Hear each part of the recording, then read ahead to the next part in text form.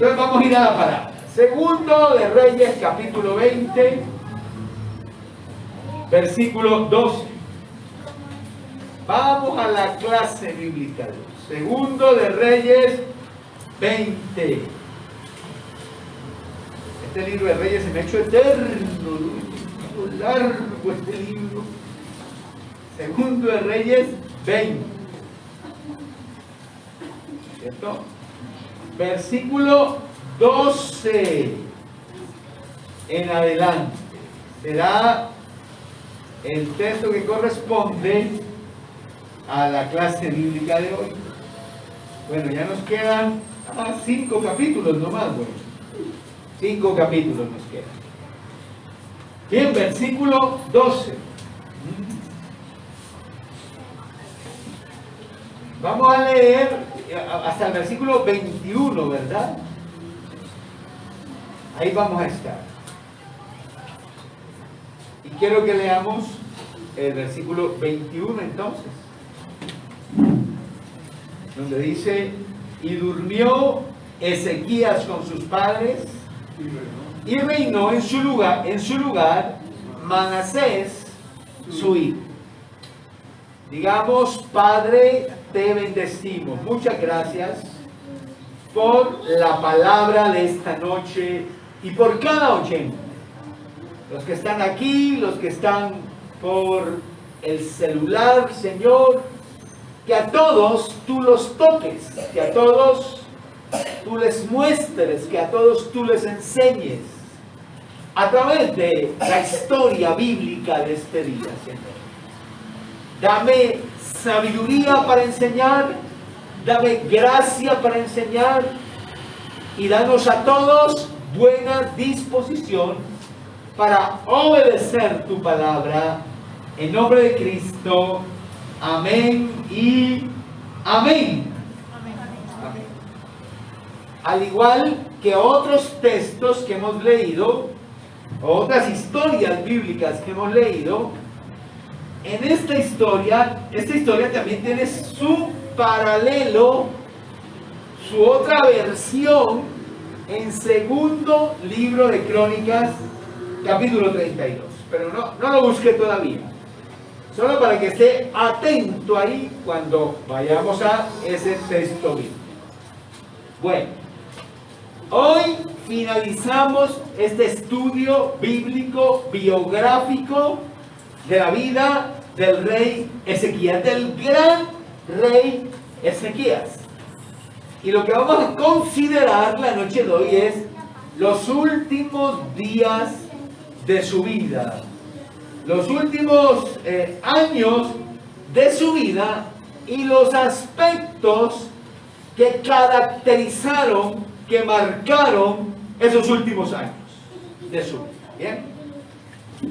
Entonces, tengo aquí 4 ideas que darle para que esté atento, las anote y aprendamos de ellas, ¿no?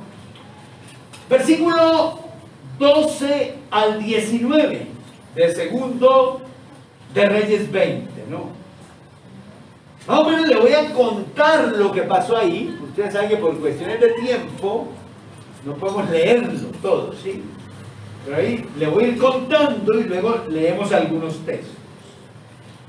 Sucede que de Babilonia todavía no era Babilonia el imperio. Todavía seguía siendo el imperio, la nación asiria. Pero Babilonia era, bueno, una nación, allí está, poderosa, famosa por sus estudiosos, sus científicos. Y a estos científicos les dio curiosidad sobre el evento aquel del reloj. ¿Se acuerdan lo que pasó con el reloj? Que cuando Ezequías le dieron la profecía de que ya no iba a morir de esa enfermedad y que Dios le daría 15 años más de vida, él pidió una prueba. Entonces dijo: Señor, sí, bueno, ¿qué prueba tendré de que esta palabra sí viene de Dios? Pero ¿qué quiere? ¿Que el reloj se adelante o que el reloj retroceda? Y entonces ya no me acuerdo si retrocedió. A ver, Que sí, que se adelante o retroceda. Entonces digo, no, pues que retroceda. Y en efecto, entonces el reloj, un reloj no como estos que tenemos aquí, de otro reloj de la época, retrocedió la sombra 10 grados. Eso fue un evento milagroso, ¿no? Porque póngase a pensar, para que la sombra retroceda 10 grados, quiere decir que la Tierra giró para atrás un poquito y volvió y siguió girando normalmente. O quién sabe cómo sería, pero el hecho es que fue un acto milagroso, ¿no? Y eso se supo, y los estudiosos de Babilonia vinieron a averiguar cómo había sido, qué había pasado y todo eso. ¿Qué había pasado, vale? Y entonces, Ezequías, además de explicarles, de mostrarles, los paseó por todo el palacio y les mostró todo lo que había allí. Tesoros, armas, todo se lo mostró. Cuando estos se fueron, vino Isaías y le dijo al rey: ¿quién eran estos hombres y qué hiciste con ellos? Y entonces les contó. Mire, versículo 15, y él le volvió a decir: ¿qué vieron en tu casa? Perdón, 14. Entonces el profeta Isaías vino al rey Ezequías y le dijo: ¿qué dijeron aquellos varones y de dónde vinieron a ti? Y Ezequías le respondió: de lejanas tierras se han venido, de Babilonia. Y él le volvió a decir: ¿qué vieron en tu casa? Y Ezequías respondió: vieron todo lo que había en mi casa, nada quedó en mis tesoros que no les mostrase. Le mostró todo, ¿eh? Bueno, y esta historia pasaría como desapercibida si no tuviéramos el texto paralelo de Segundo de Crónicas que le digo, porque allí nos añade un detalle, un detrás de cámaras, un tras bambalinas de esta historia, de por qué pasó, de por qué sucedió. Entonces vamos a Segundo de Crónicas, capítulo 32, versículo 31. Segundo de Crónicas, capítulo 32, versículo 31. Mire lo que dice allí. Es un texto inquietante, no le voy a negar. Si alguno lo lee, bueno, puede que quede con algunas confusiones y yo quiero tratar de ayudarlo con eso. Porque dice: mas en lo referente a los mensajeros de los príncipes de Babilonia, que enviaron a él para saber del prodigio que había acontecido en el país, Dios lo dejó para probarle, para hacerle conocer todo lo que estaba en su corazón. Es un texto inquietante este, porque léalo otra vez, sobre todo la última parte donde dice: Dios lo dejó para probarle, para conocer lo que estaba en su corazón. ¿Qué le surgen? Uno preguntas cuando lees y dice: Dios probándolo. ¿No dice Santiago que Dios no tienta a nadie? ¿Cómo así entonces que Dios probándolo? ¿Cómo así que Dios lo dejó? Lo abandonó. Es un texto inquietante. Es un texto que, bueno, lo pone a pensar a uno, ¿no? Ahora, nos damos cuenta al leer que Dios permitió este evento de los mensajeros para probar a Ezequías. Es decir, no debe leerse ese texto como que Dios lo tentó, sino que Dios permitió lo que pasó para probar una cosa, pero no probársela a Dios, porque Dios todo lo conoce, sino probarle al mismo Ezequías. No sé si soy claro. Para que Ezequías se diera cuenta de algo, de su nivel espiritual, de su nivel de relación con Dios, de cómo estaba su corazón ante el Señor. Ese fue el objeto de la prueba? Probarlo, probarle a él, mostrarle al mismo Ezequías, ¿cierto? La condición real de su corazón. Además, cuando allí dice que Dios lo dejó, no hay que tomar esa frase como si Dios lo hubiera abandonado totalmente, sino que en este momento de su vida, Dios lo dejó a su libre voluntad, sin su asistencia, con el mismo objetivo, ¿no? Para mostrarle lo que había en su corazón. Entonces, ahí uno dice, Dios lo dejó. Y uno dice, uy, ¿cómo así? Enseguida uno piensa, lo dejó totalmente, lo abandonó. No, lo dejó quiere decir, le reitero, que lo dejó a su libre voluntad, sin su asistencia en este caso, para que Ezequías se diera cuenta de lo que había en su corazón. Y esto nos confirma algo que hemos leído otra vez en la Escritura. Y es que nada mejor que una prueba, momento difícil, una situación complicada en la vida, algo así, para mostrarnos a nosotros mismos de qué estamos hechos y cómo es nuestra relación con Dios. Porque es en las pruebas donde realmente nos damos cuenta cuánto nos ha servido estar en la iglesia, leer la palabra, orar, ayunar, cuánto trato de Dios tenemos en nuestro corazón. Ahí cuando nos hallamos como totalmente abiertos por la acción misma de la prueba, nos damos cuenta quiénes somos en realidad.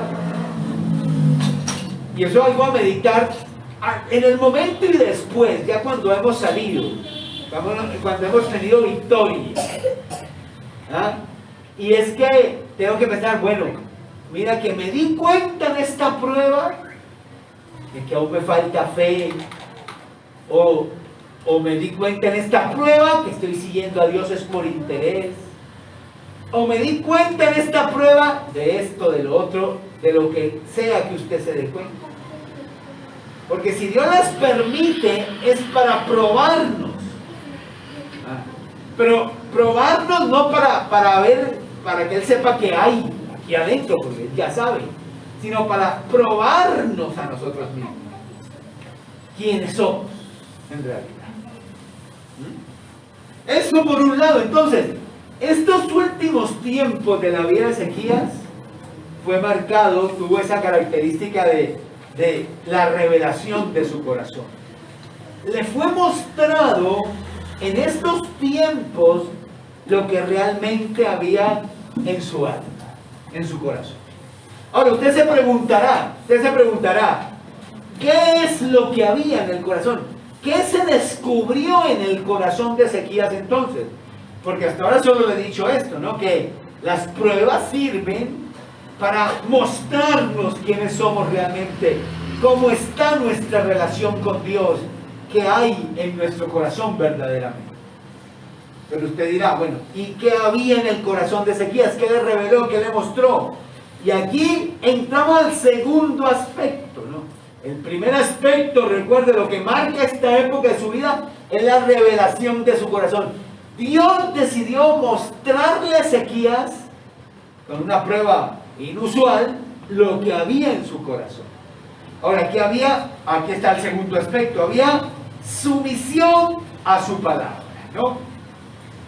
En Segundo de Reyes, capítulo 20, versículo 12, volvemos allá ahora. Segundo de Reyes, capítulo 12, versículo 20. 12:20. Segundo de Reyes 20:12 es la cosa. Bueno, ¿qué? ¿Me puedo equivocar o qué? ¿Me van a pegar o qué? Segundo, a Hernando llaman a recochar y es el primero, ¿no? ¿Ah? Segundo de Reyes 20:12.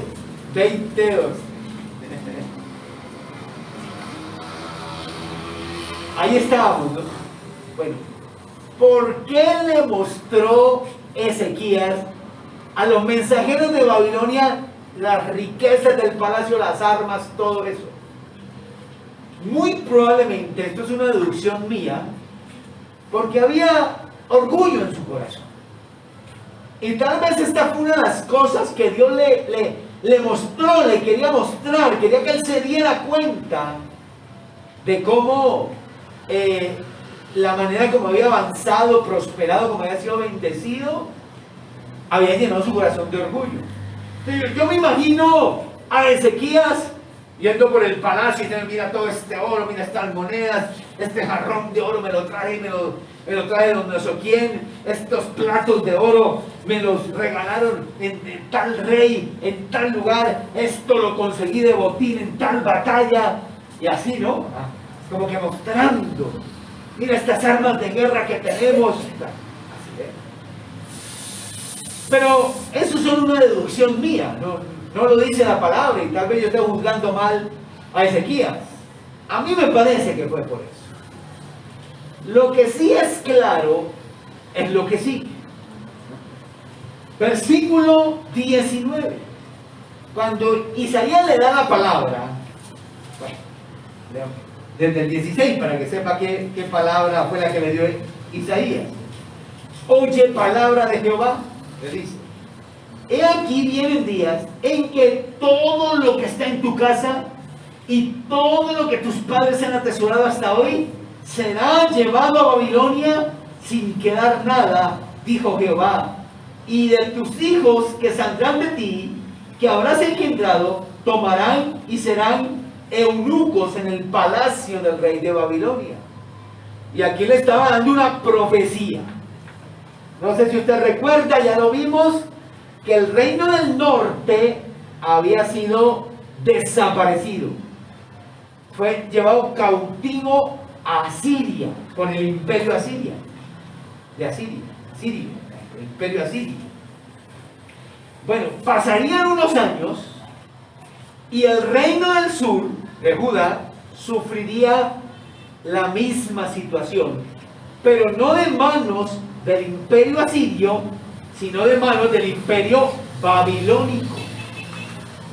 Y esta es la profecía que tenemos aquí. En efecto, eso pasó, así tal cual lo dijo Isaías.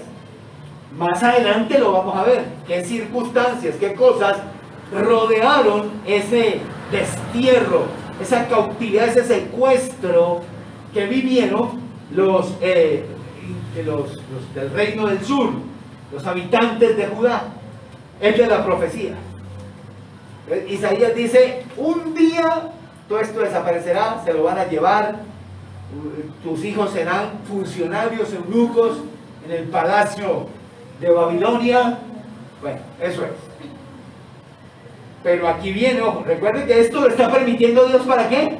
Para probar a Ezequías, pero no para probar, porque Dios dijo: ay, ¿será que habrá en ese corazón? No sé, no.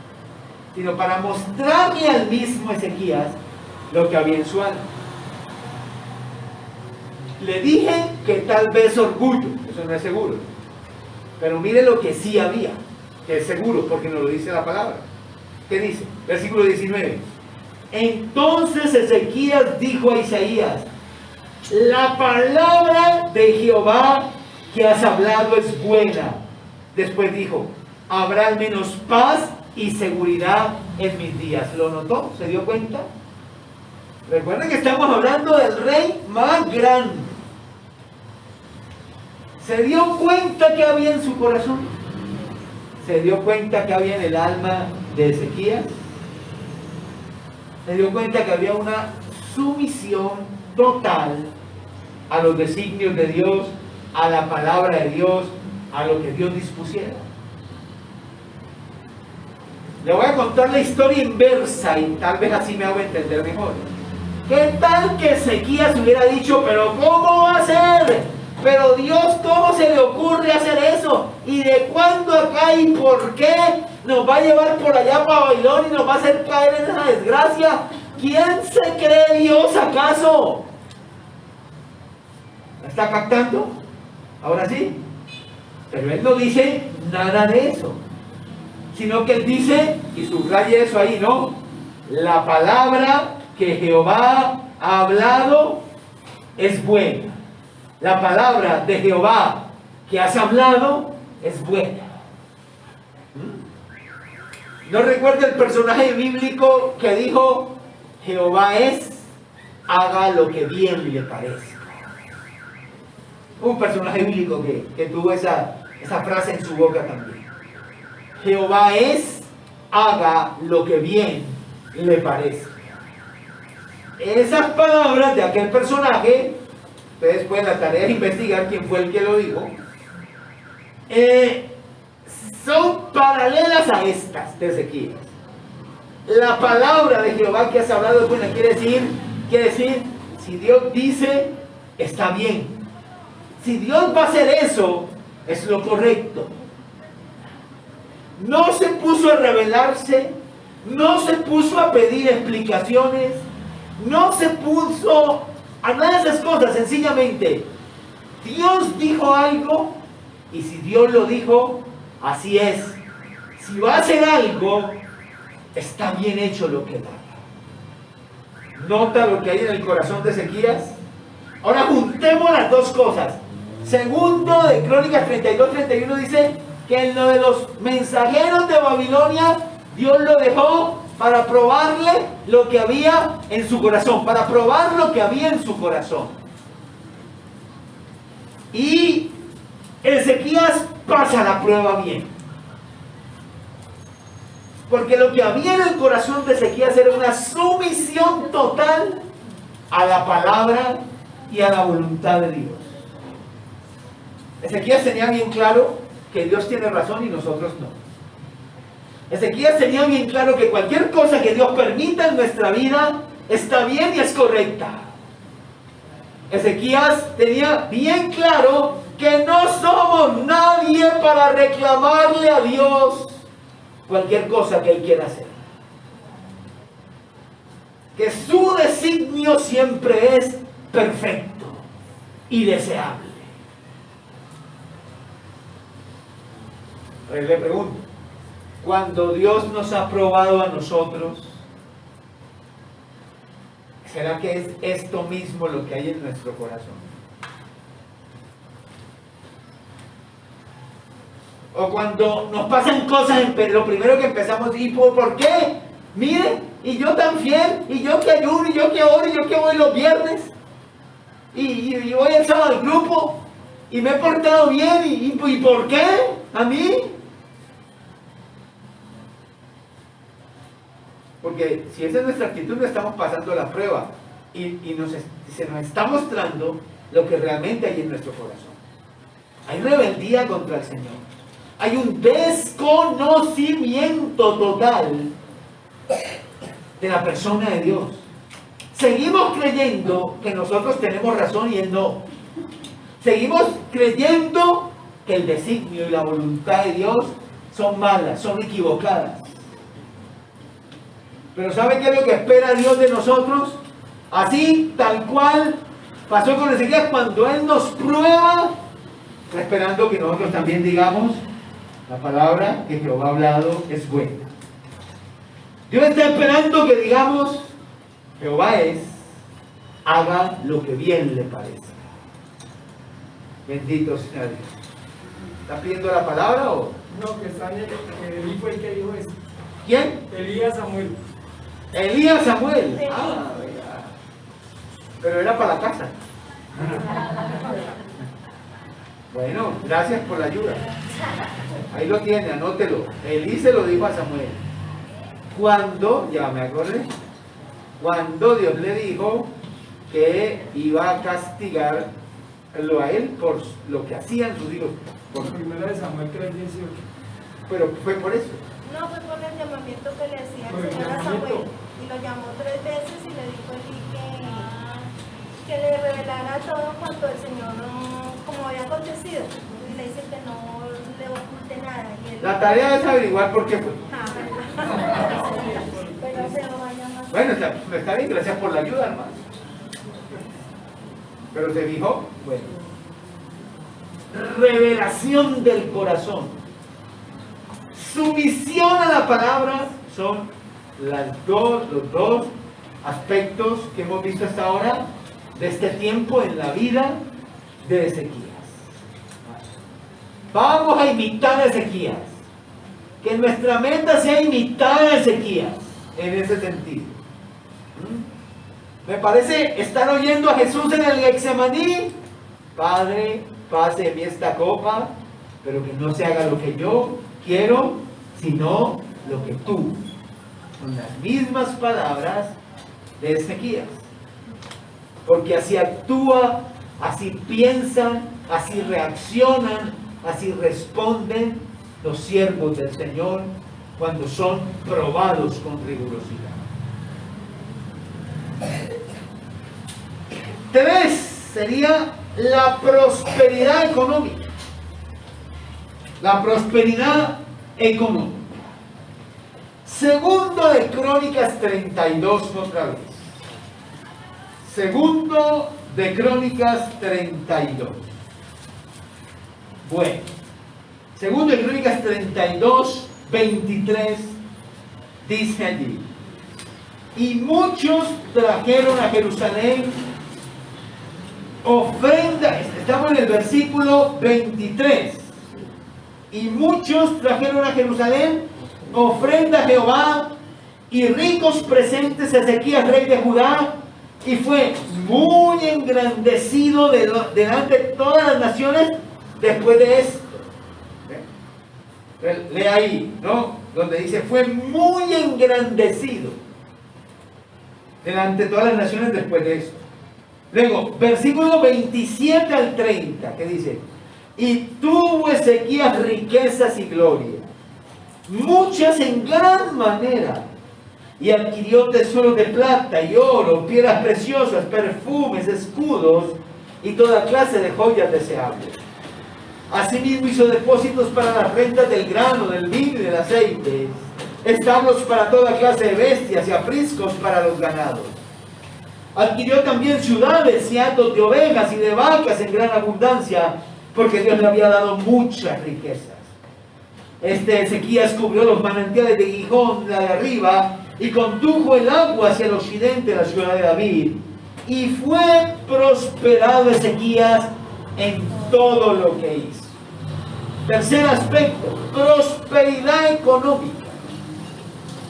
Esos versículos nos dan testimonio de cuán rico fue, de cómo fue prosperado y de cómo Dios lo respaldó de esta manera.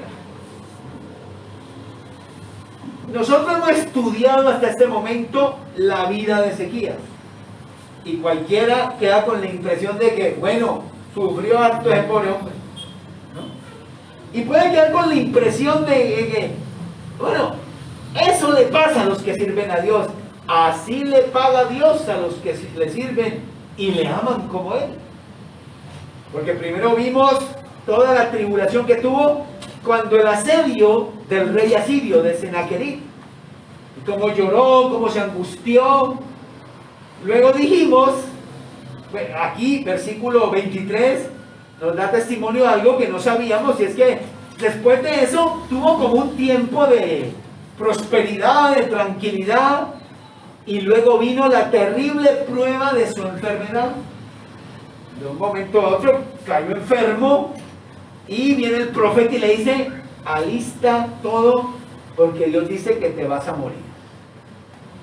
Y ahí vimos, la última vez que estuvimos aquí, ese salmo que él compone en medio de su enfermedad y cómo nos da testimonio ese salmo de todo lo que sufrió, de los dolores en su cuerpo, de que no podía dormir, de la angustia de su alma al saber que le llegó esa enfermedad y que ahora moriría, ¿no? Lo que le tocó sufrir esa enfermedad. Entonces uno queda con la impresión de, mire cómo sufren los siervos de Dios, y como si solo todo fuera sufrimiento. Pero yo no quiero que usted quede con esa impresión en su corazón. Sí, es verdad, y usted lo sabe. Muchas son las aflicciones del justo. ¿Sí o no? Usted lo sabe, ya lo leyó. Ya lo leyó. Pues, es necesario que pasemos muchas tribulaciones. Necesario, dice la palabra. Es necesario que pasemos muchas tribulaciones. Las pruebas del cristiano son de todo color, sabor, aroma, múltiples. Amén. Eso es innegable. Y uno puede decir otra cosa. Pero también es cierto que Dios sabe bendecir a los que le son fieles. Amén. Y sabe respaldarlos y sabe bendecirlos también a ellos. Amén. Y aquí está la historia. ¿No? Sí, el asedio de Sennacherib, la enfermedad, todo eso del hombre, la enfermedad de él, todo ello, su enfermedad, pero ahora nos enteramos de que Dios le dio riquezas, Dios le dio prosperidad, Dios le dio bendición. Cuando los apóstoles se acercan a Jesucristo y le dicen, después de la historia del joven rico, ¿se acuerda del joven rico? Que viene, guarda los mandamientos, todos los he guardado desde mi juventud. Ah, bueno. Entonces, solo te falta una cosa, ve a vender todo lo que tienes, dáselo a los pobres y vienes y me sigues. ¿Qué hizo el joven rico? Dio la espalda y se fue. Y ahí el Señor dice, cuán difícil es que un rico entre el reino de los cielos. Pero se acercan los apóstoles también y dicen, bueno, y nosotros lo hemos dejado todo y te hemos seguido. ¿Qué tendremos nosotros? ¿Cuál va a ser nuestra recompensa? Nosotros hicimos lo contrario que hizo ese muchacho. ¿Cuál será nuestra recompensa? Y el Señor dice, os digo que no hay nadie que haya dejado padre, mujer, hijos, bueno, negocios, tierras, por causa de mí y del Evangelio, que no haya de recibir 100 veces más en la vida eterna. Amén. Porque tampoco me con la impresión de que aquí todo es sufrimiento y todo es pruebas y todo es viva de prueba en prueba. No, eso tampoco. El Señor le dice esas palabras y añade otras ahí. Nadie haya dejado padre, madre, mujer, hijos, todo eso, que haya recibido 100 veces más y la vida eterna, y termina así, aunque con persecuciones. La verdad es que a veces uno, o tal vez, se lleva la impresión, ¿sí?, de que no, eso es ser cristiano y toca es pagar las duras y las maduras y esos son los espinos y no hay satisfacción, no hay felicidad, no hay prosperidad, eso es solo briegue y luche y sangre, sudor y lágrimas. Y el cristianismo es esas cosas y mucho más. Pero también es respaldo de Dios, también es bendición, también es la mano de Dios con nosotros. No se lo olvide, porque usted es su hijo. Entonces, revelación del corazón. En estos tiempos se demostró que había en su corazón. Su visión a la palabra, lo que había en el corazón del varón era su visión a la palabra. Y ahora tenemos su prosperidad económica. A lo largo de su vida, pero también finalizando ya su vida, se nos da testimonio de cómo el Señor lo prosperó. Y por último, su muerte digna. Su muerte digna. Segundo de Crónicas 32, ahora verso 32 y 33 para terminar, que dice allí: los demás hechos de Ezequías y sus misericordias, he aquí todos están escritos en la profecía del profeta Isaías, hijo de Amós, en el libro de los reyes de Judá y de Israel. Y durmió Ezequías con sus padres, y los sepultaron en el lugar más prominente de los sepulcros de los hijos de David, honrándole en su muerte todo Judá y toda Jerusalén, y reinó en su lugar Manasés, su hijo. Miren qué muerte tan bonita. ¿Ah? Qué muerte tan especial. Así va terminando su vida y luego dice allí, verso 33, lo sepultaron en el lugar más prominente. Dice, honrándole en su muerte toda Judá y toda Jerusalén. Mire qué muerte más especial. Solo compara esta muerte, esta forma de morir, con la de Jezabel. ¿Se acuerdan cómo murió la india esa? Allá la tiraron desde el tercer piso, bueno, desde arriba la tiraron allá. Y allá cayó vuelta nada. Cuando cayó allá vuelta nada, fueron los perros y se la comieron. Hasta que quedaron solo los huesos. ¿Cómo me impresionó eso a mí, no? Qué muerte fea, qué muerte horrible. La muerte de una mujer entregada a la maldad y al pecado. Pero mire esta muerte. Este hombre había dejado huella. Fue un lamento, fue un pesar verdadero que este hombre hubiera muerto para la gente. No es que, uy, menos mal se murió. Uy, bendito sea Dios. Mejor que se haya muerto, ¿no? Como decía una hermana aquí hace años, me dejó también con eso en mi mente y dije, pero ¿cómo puede ser? La hermana decía que el marido murió de cáncer y que el día que murió ya el tipo, vuelto nada, que ella y usted lloró mucho, le dolió mucho, pero ¿qué voy a llorar? Yo solo le da gracias a Dios que se hubiera muerto.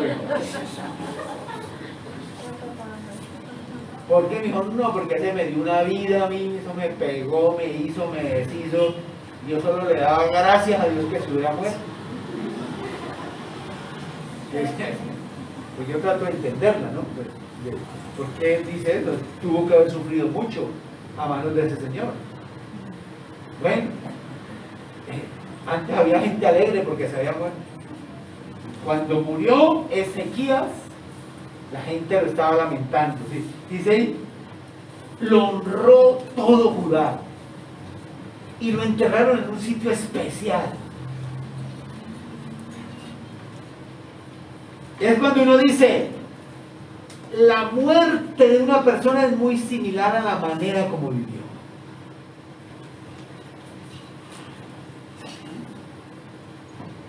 Porque la gente lo lamentó. Dejó huella. La gente lo quería. La gente lo apreciaba. Fue un pesar su vida muerta.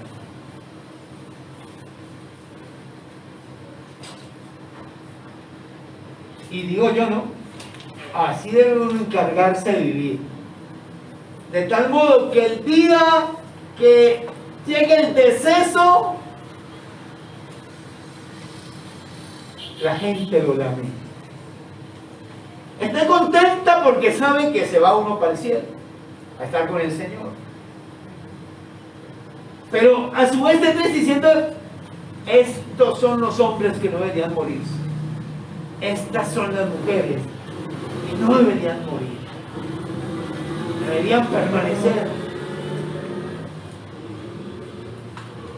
Pero para que la gente diga eso el día de la muerte, uno tuvo que haber vivido muy bien y haber sido una bendición para las personas y no una maldición. Encarguémonos de vivir de tal modo que nuestra muerte sea un lamento para las personas, un pesar para ellas. Bendito sea Dios. Amén. Amén. Las 4 cosas que caracterizaron el final de la vida de Ezequías fue la revelación de su corazón. Dios quería mostrarle lo que había en su alma. El otro aspecto fue la sumisión a su palabra. Lo que había en el corazón de Ezequías era una rendición total a la voluntad de Dios, a lo que Él dispusiera, a lo que Él dijera, a lo que Él hiciera. Eso había en esa alma. tuvo un final con prosperidad. Terminó bien. Dice ahí, Dios lo prosperó al hombre. Así termina su vida. No termina por arruinado, arrinconado, lamentándose, frustrado. Digo que como es un siervo de Dios, termina su vida y dice, logró sus metas, fue prosperado, alcanzó riqueza, terminó bien su vida el hombre. Y luego, por último, la muerte digna. Eso caracterizó su vida. No comieron ese cuerpo, le echaron para los perros, a los cerdos que lo comieran.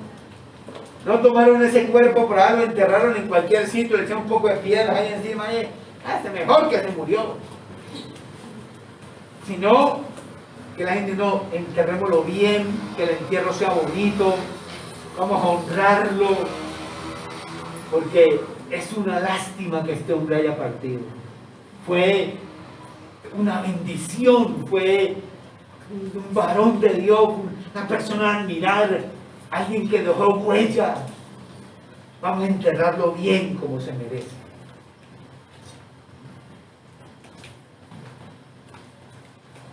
Hay que vivir de esa manera. Hay que vivir de esa manera. Incline su rostro. Padre,